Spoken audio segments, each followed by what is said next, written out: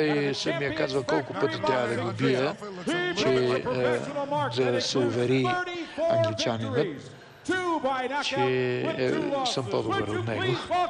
Но това е в рамките на шегата. Самият Кубрат има така силно изразено чувство за хумор, както всъщност и неговия брат, който на Кантара вчера каза, че е бил добре подготвен в кулинарното изкуство. Всичко това в рамките на шегата, разбира се. А иначе той е наистина и добре трениран, но за съжаление днеска не можа да покаже това, на което е способен. Дължи се най-вече на кривата игра на Дилан Нордъл-Майнер, но както и де, победата си беше за нашия. Справедливо му бе присъдена тя.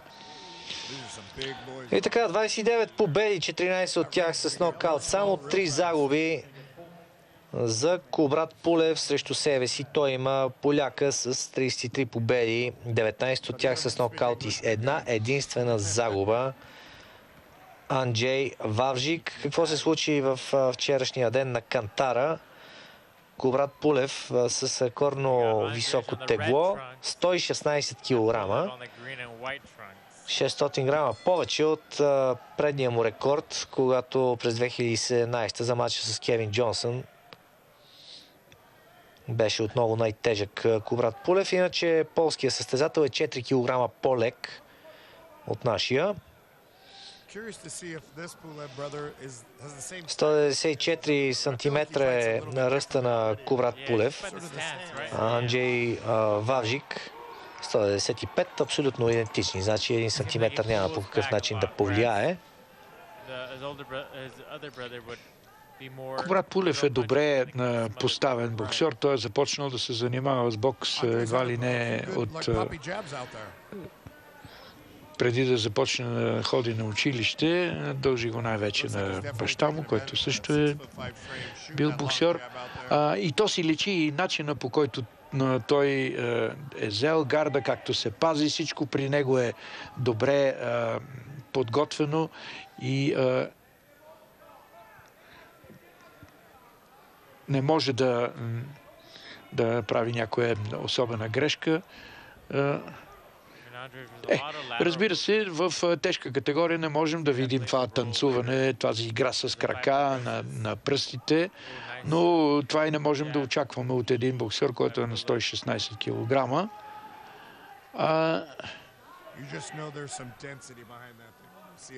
Неговия съперник наистина удра, но няма тази техника, която е очевидна при Кубрат. Как добре той се отклонява, за да избегне левия прав на Вавжик.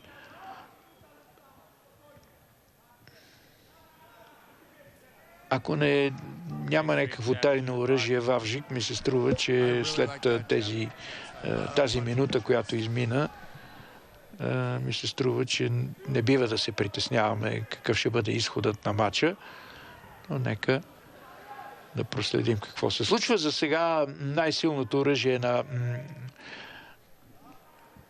Кубрат Пулев, а именно неговия десен прав, все още не сме го видяли. Служи си само с лявата ръка, макар че той със сигурност знае какво представлява неговия съперник.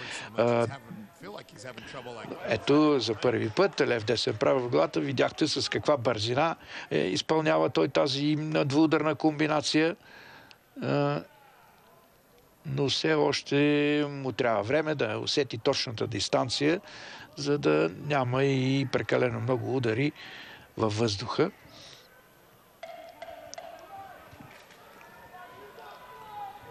Чудесна работа. Отново, да, в близката дистанция не се колебае Кубрат, за да използва своята дясна ръка. На два пъти го видяхме да го прави, на два пъти ударите бяха точни. Това се надявам да повлияе на неговия съперник Анджей Вавжик, че да бъде малко по-предпазлив. Ще бъде интересно от тук нататък. Матчът е в 10 рунда, планиран да протече. В първия рунд и двамата заложиха преди всичко на правите удари. Опознавателен рунд, съвсем нормално, може да се очаква такова нещо при положение, че в почти максималната дължина е матча. Аз не съм сигурен доколко нашия боксер, по-точно мисля си, че едва ли ще се впусне в някакви безмислени атаки. Той винаги е бил много последователен в играта си и по отношение на защитата. Не държи да бъде непременно нокаут. Изхода на матча в негова полза, естествено, трябва да бъде. Така че едва ли ще видим размяна на удари. А и неговия съперник едва ли е склонен да го прави. Поне от поведението му в първия рунд съде от това твърде. Кубрат Пулев често сме го виждали в мачовете му да скъсява дистанцията, за да може да осъществява натиск върху съперниците си. Сега обаче, поне в първите минутки го виждаме на по-голямо разстояние, да упражнява левия прав преди всичко. Чуда се в кой момент ще започнем с добре познатата техника. Ето сега пусна дясното круше. Това е и начинът, по който ми се струва, че той трябва да се боксира, ако иска да спечели матча без да рискува много.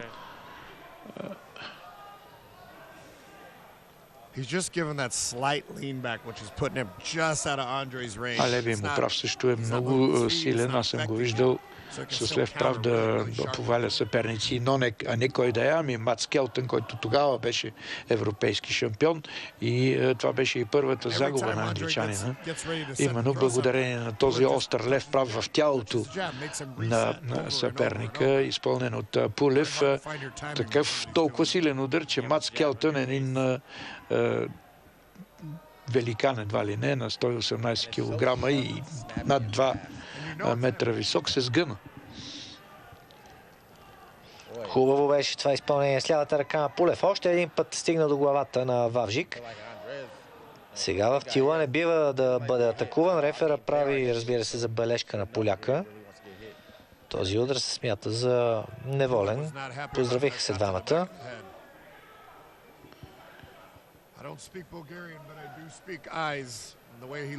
Този ляв прав, за който става дума, за сега изпълнен в главата, но няма да се колебае Кубрат да го изпълни. Още повече, че левия прав е удар, при който най-малко рискува боксера, тъй като запазва тази дистанция и е готов всеки момент да контрира с дясната ръка.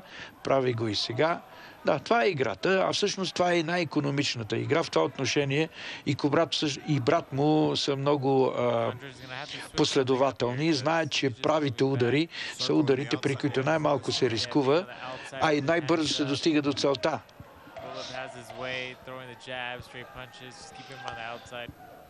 Да не очакваме, с други думи, прекомерна атракция от Кубрат, но пък ефективност до максимум. И във втория рунд, струва ми се, че точно по същия начин се стъпваха събитията. Води си инициативата, той е боксерът, който диктува играта благодарение най-вече на честия си ляв прав в главата. Не е в състояние Анджей Вавжик да се съсредоточи и да направи нещо по-съществено. Няма да се очуда, ако този матч се върши по точки за нашия, надявам се. На внезапен допинг тест беше повикан Кубрат Пулев. Нещо, което съвсем не би било очудващо, ако го сметне като провокация нашия, защото стана дума и по-рано какъв би бил проблема, ако допинг теста бъде даден веднага след матча, да не се нарушава момента на концентрация, на подготовка, на надъхване за матча. Въпреки това, организаторите отказаха да отложат веднага след матча допинг пробата. Ще имаме възможност веднага след двубоя да чуем Какво ще ни каже Кубрат Пулев за всичко това? Нашите пратеници там ще ни помогнат. Да, по принцип, състезателите в бойните спортове преди матча са винаги силно съсредоточени, изцяло вглъбени в това, което им предстои, и такова много отклонение се отразява. Това се знае от памти века в професионалния бокс в Съединените щати. Различните номери, които си правят боксерите само за да извади другия от концентрация. Наистина имам съмнение, че може това да е било нарочно. Но както виждаме, това не влияе много. Съсредоточен си е достатъчно нашия боксер. А пък и Вавжик за сега не показва нищо особено. Далече от тая класа, която беше преди да прекъсне. Каза ти 2014 година ли е прекъснал? 16. От тогава 16 година. Това са много години. 6 години ти да си без мачове, защото мачовете градят боксера, не само тренировките. Ти можеш да тренираш от сутрин до вечер и въпреки това мача си е едно съвсем друго изживяване. Добре се предпази Пулев от удара на съперника си. Тук беше оцелен в тялото. Сега принуден да направи крачка назад. Но посегна с дясното кроше и, за съжаление, не видяхме колко добре оцели поляка. С лявата ръка обаче го стори на няколко пъти. Дясно кроше. Добро изпълнение на Пулев. Още един път. Гласи за още едно кроше, да. Гласи с кроше или тълък прав удар, крос, както му викаха. Но съвсем ясно си пролича какво иска. Да, отново десния прав в действие, именно това му е и силният удар. Добре.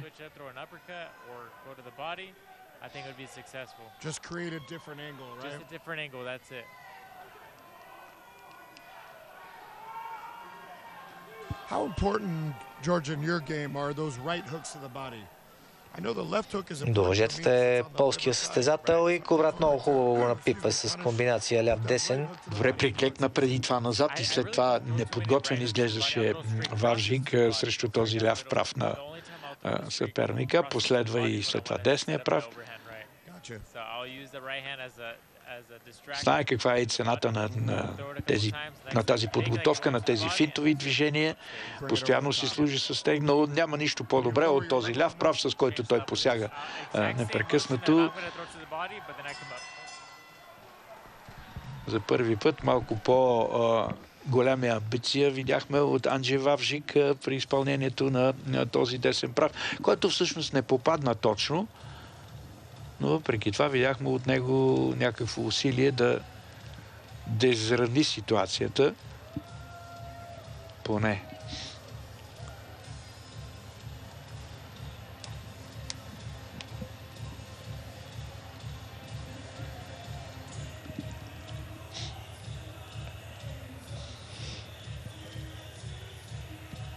Още 7 рунда остават по програма от двубоя.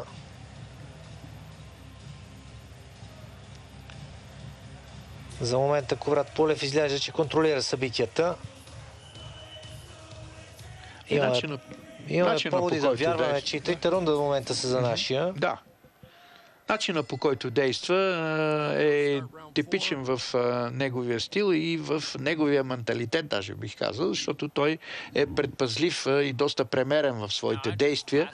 Виждаме го и на ринга.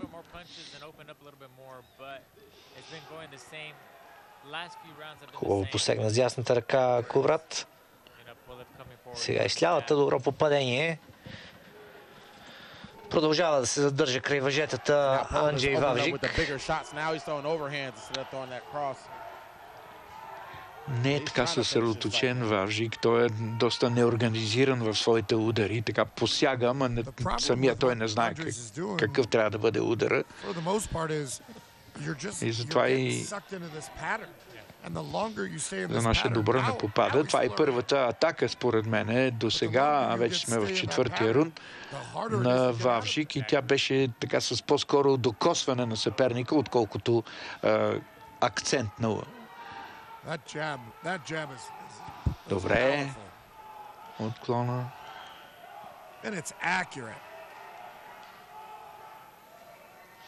Много по-точни ударите на Кубрат Пулев. С голяма плътност влизат в главата на Вавжик. Още един ляв прав. Опитва се да мести главата поляка. Не съм сигурен доколко ще му помогне това. Тук трябва да му признаем един хубав ляв прав и на него. Това е защото в момента Кубрат се съсредоточил на нанасянето на силен десен прав в главата и именно в този момент попадна този ляв прав на Вавжик.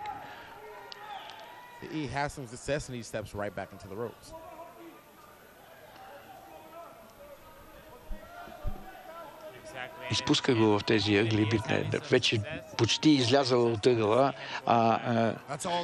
именно когато той е притиснат в ъгъла, може да го достигне с дясно круше, понеже той ще се опита да се придвижи срещу дясното круше, така го предразполага Кубрат, благодарение на този ляв прав и лявото круше, вече опитва от дясно да се измъкне Вавжик.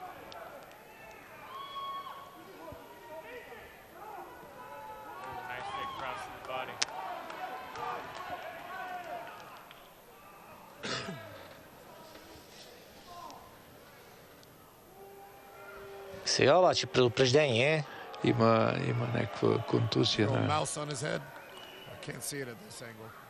Сблъсък на глави. Явно се получи май цицина излезе на челото на поляка. Добре, с ясната ръка действа Кубрат. И приключи този рунд.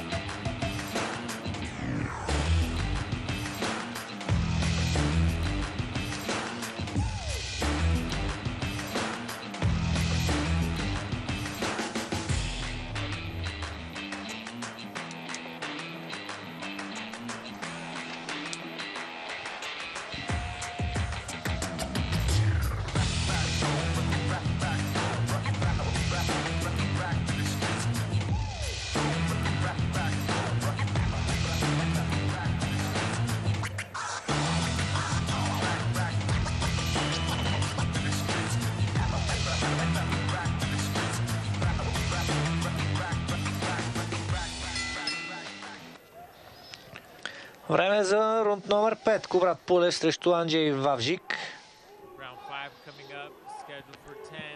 Бих казал, че матчът върви така, както си го е планувал Кубрат Пулев, с често работа с своята лява ръка, без да има някаква особена драма. За съжаление, неговия десен прав, да, използва го, но не попада точно в брадата. Ако видиме такъв удар, не се съмнявам, че поляка ще сгъне краката, но всички удари някакси минават покрай ето още един път лев десен прав, но и двата удари не бяха точни там, където трябва, именно брадата на Вавжик. Този път силен удар на поляка.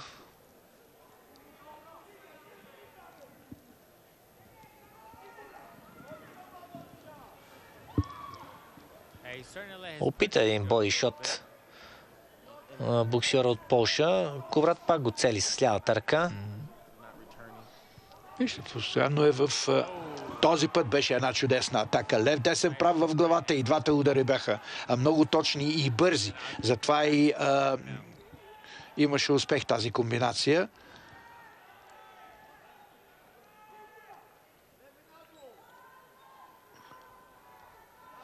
Хубаво се предпази Пулев от този опит за атака на полския боксер. Благодарение на доброто си чувство за дистанция, той го има още от детските години. Всъщност той е много дълго време боксер и това чувство за дистанция, този тайминг у него е на лице. То си е вече на ниво инстинкт.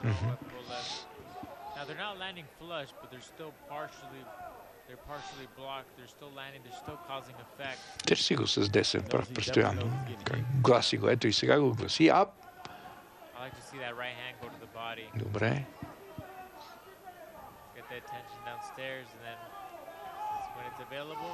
Няколко поредни леви прави на Кубрат.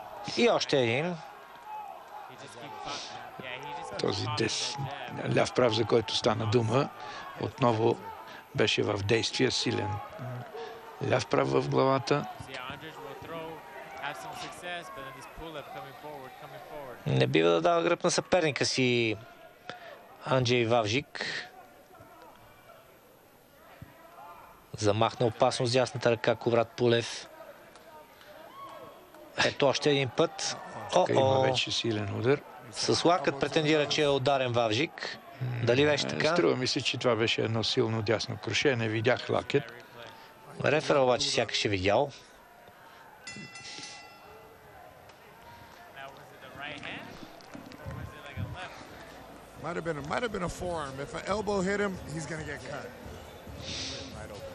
Може би леко го е забърсал с предмишницата Кубрат Пулев. Чак лакът ме съмнява да е. Но все пак знаем, че легалните удари са с ръкавицата единствено. Аз мисля, че това беше десния прав. Той беше много силен удар. Това е все пак човек, който има 116 килограма и понякога ги влага именно тия килограми в удара си. А пък полякът си е намерил извинение, за да получи известна пауза, да може да дойде на себе си.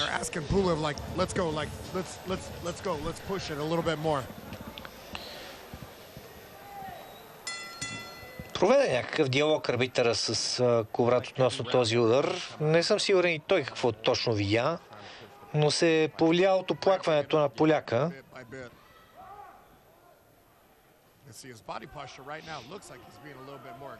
Сякаш в своя ъгъл Кубрат Пулев получи някакви инструкции да вдигне малко агресията, темпото, да се опита да пречупи преждевременно Анджей Вавжик. Не иска да рискува Пулев. Ай, за какво да рискува? Той ще си спечели матча с ляв прав в главата.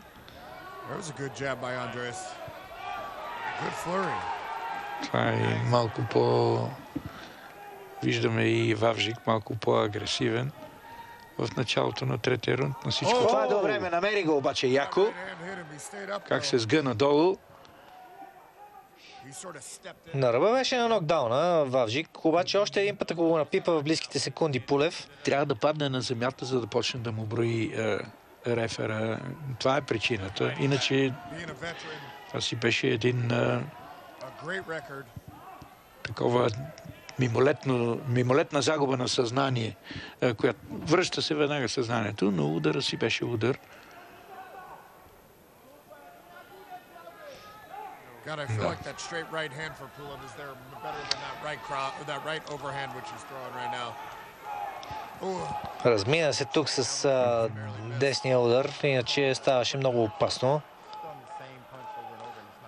Но със сигурност се надъха Кубрат след този успешен момент от преди малко. А до края на рунда остава още дълго време.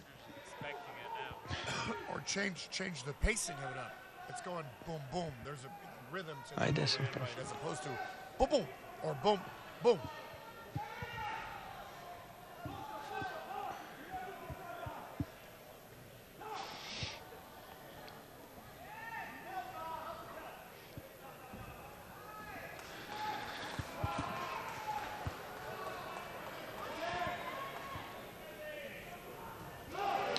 Пак удар с дясната ръка на Пулев. До въжетата е полския боксер.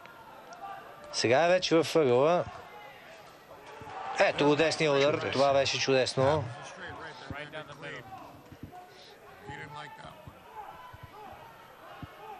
Може би още един път от същото. Пак успя да го ковне с дясната ръка Кубрат. Размина се тотално с опита си за атака Вавжик. И чудесен удар на Кубрат Пулев. Този път вече ще имаме отброяване. Да има нокдаун. Намери го в точния момент, когато той отиваше напред и затова имаше такава сила, такъв ефект този удар. Някакси нокдауна се печеше в този рунд и се случи точно 5-6 секунди преди края на частта.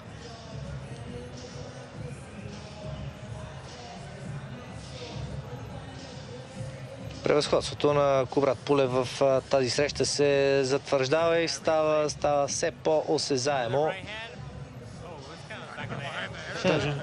Даже не е бил този удар и в брадата, въпреки това беше достатъчно силен, за да повали поляка на земята.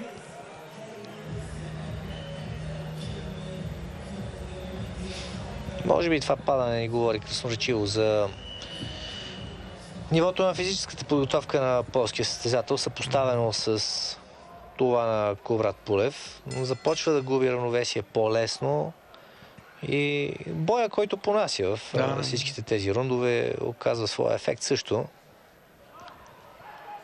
Ти кажа, този ляв прав в главата не е никак безобиден.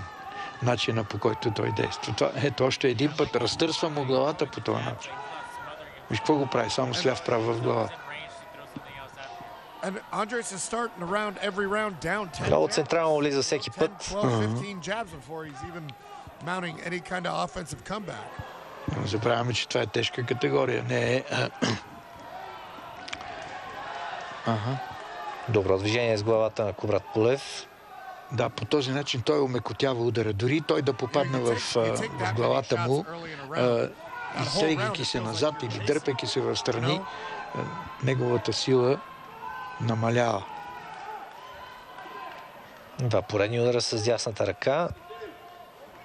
Още един. Забелязваме 7 рунда, в които българският боксьор настъпва напред, а на заден ход обикаля неговия съперник, опитвайки се просто да бъде максимално далеч и ефектът от правите удари на Кубрат да бъде минимален за него. Ами не е минимален. Отразява му се. До тук с един нокдаун.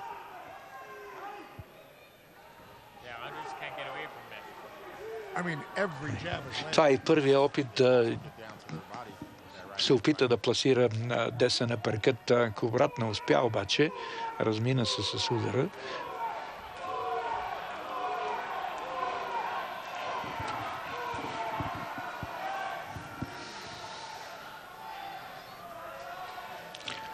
Да, при такъв дълъг престой у Ваврик можем да предположим, че и загубата на това чувство за дистанция си оказва своето въздействие.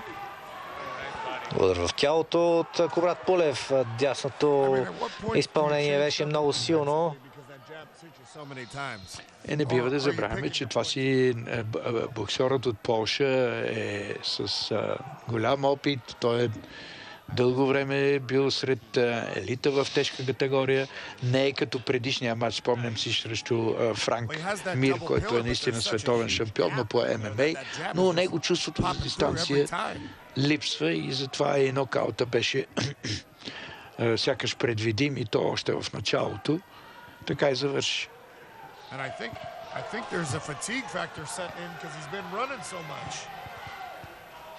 Последни секунди на този рунд. Пак силни удари на Кубрат Пулев. И рунда приключва. Веднага след края на матча ще имаме възможност да чуем на живо, още на ринга, първите думи на Кубрат Пулев след този двубой, който към момента клони много уверено към победа за българския боксьор. И след това вече се насочваме към началото на сутрешния блок на BTV тази сутрин с известно закъснение спрямо обикновено, но спортното събитие си струва.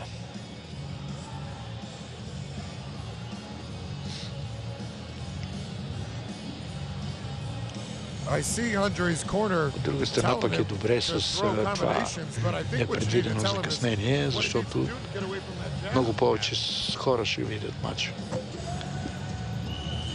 Абсолютно е така.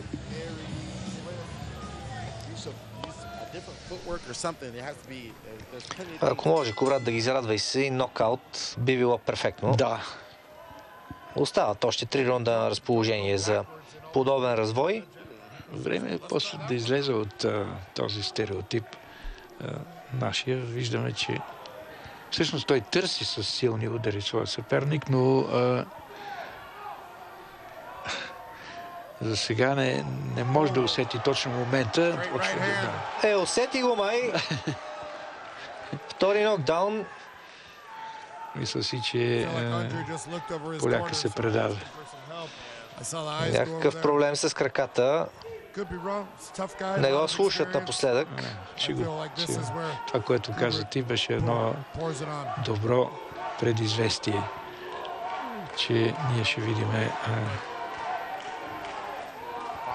един по-решителен резултат в матча и то в полза на нашия. Но ние сме вече в 8-я рунд, 2 минути остава до неговия край. Много добре го обработва Кубрат Пулев след методични, постоянни удари с левия прав в главата и вече когато хубаво го е умекотил, станало е крехко месото пред него, образно казано, вече да го подкара с сериозните удари. Не, че са несериозни до сега тези. Но... Разигра се Кубрат, вече усеща, че неговия съперник е беззащитен, а и не без зъби. Не може да хапе. И сега ще видим какво ще се твори. Той няма да излезе от своето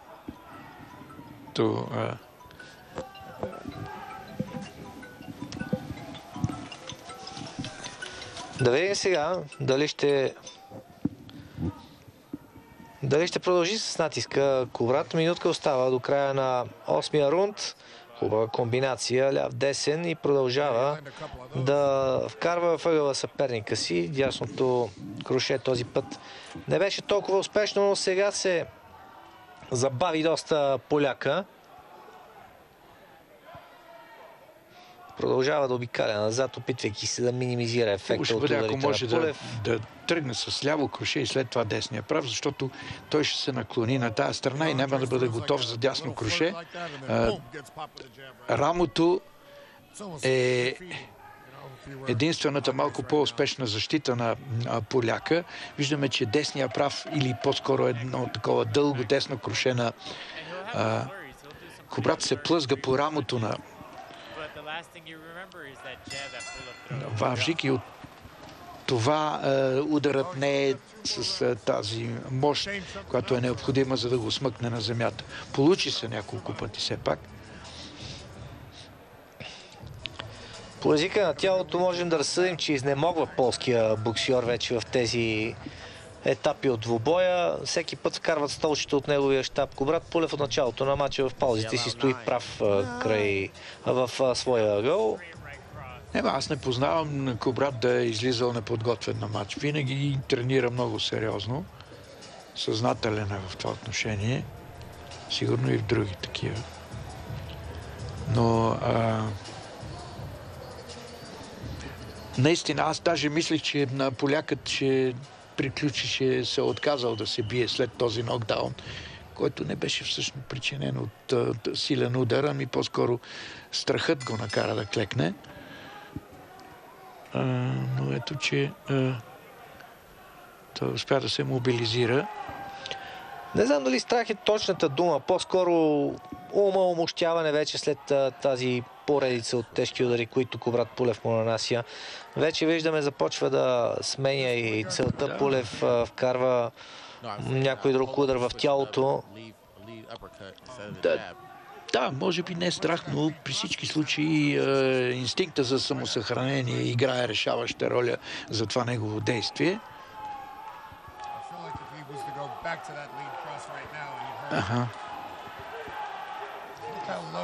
Много по-свеж изглежда Кубрат в тези минути. Тръгнал много мощно с ляво круше Кубрат, но всичко това беше на празно във въздуха.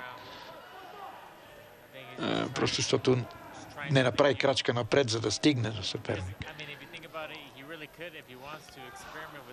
Да, започва малко по-различни неща да опитва в деветия рунд. Както казваш и ти, лявото круше вече започва да влиза в употреба. Малко по-изненадващи движения за поляка, който може би привикна към тази тактика на Кубрат. Пак отстрани, атакува с лявата ръка.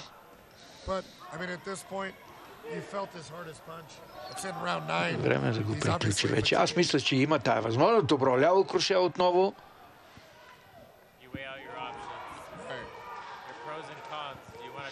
Пак опитва да го изненада. Да. Отчетливо различна тактика в деветия рунд.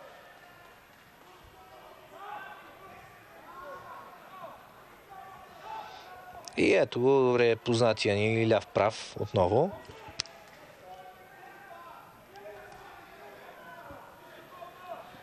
За мен единственото усилие, което полага в момента поляка, е да оцелее.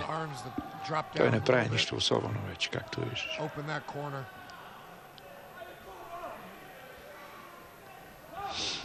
Да, за него би била една малка победа, ако завърши матча и изчака съдийското решение. Хубав удар в тялото на Кубрат. Айде пак ляв прав долу. Открита за ляв прав долу. Диафрагмата му сякаш го прикамва да го направи. А може и апъркът. Това не се иска на нас, но вече той си има друга. Ето, опита да го цели около черния дроб с лявата ръка. Кубрат си има друго схващане.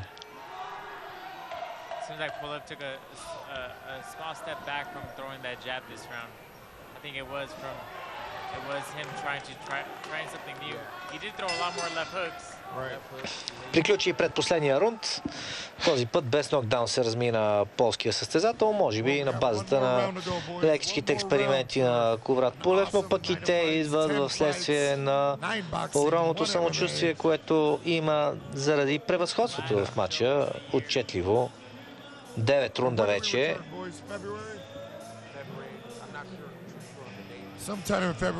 Да ти кажа, трудно се намират на Кубрат противници и това ми се оплака и неговия промотор Ивайло Гоцев. Просто никой не иска да губи и като се стигна до преговори, вече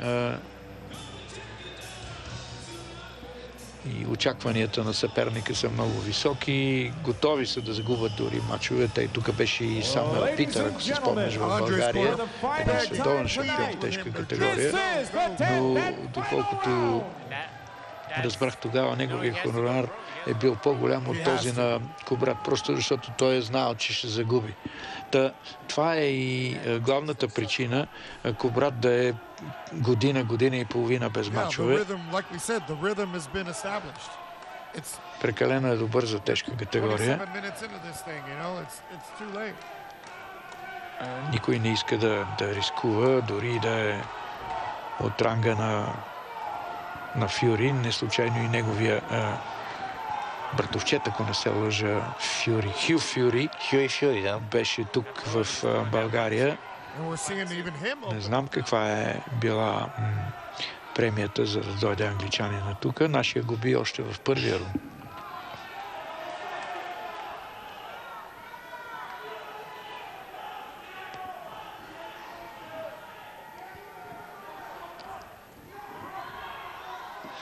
Едно ляво круше на Кубрат. Не бива в тила да атакува и рефера сега ще го предупреди, разбира се. Причина беше полякът, затова той се наведе назад. Той подложи своя тил. Ама...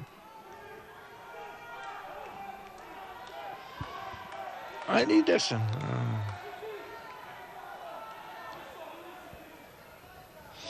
Играе се, няма клинч, който да спира играта. Да.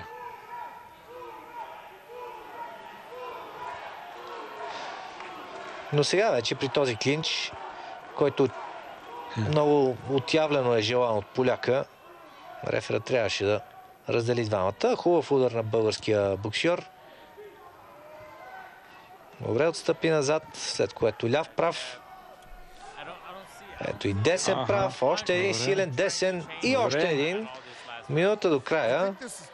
Ще успее ли Кубрат да просне поляка? Не вярвам. Не стане.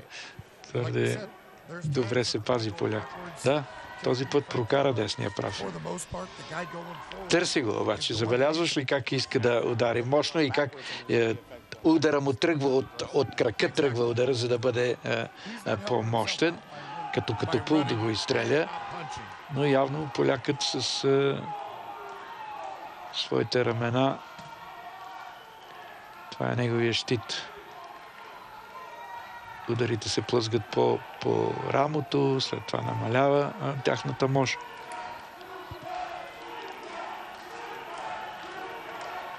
Можех да видя малко повече апъркъти от страна на Кубрат, щях да бъда малко по-доволен. Примерно десния апъркът в действие в момента, в който полякът тръгва. Матчът приключи.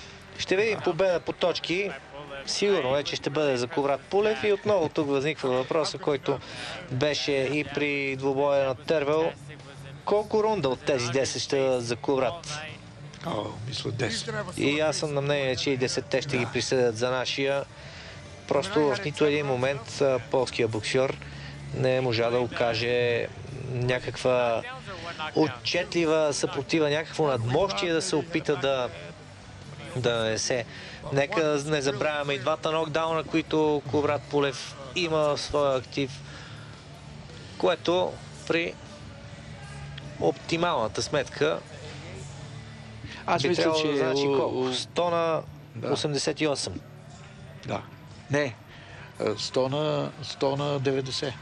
И два нокдауна, като добавим. И двата нокдауна, да. 188. Ще видим дали ще се чуе такава оценка от арбитрите. Кубрат можеше и матча да победи и по друг начин, освен по точки. Но той няма нищо против да кара мачовете си по 10 рунда. Знае, че кондицията му е винаги оптимална. Нищо не рискува. Виждаме как по съвсем различен начин изглеждат двамата след матча.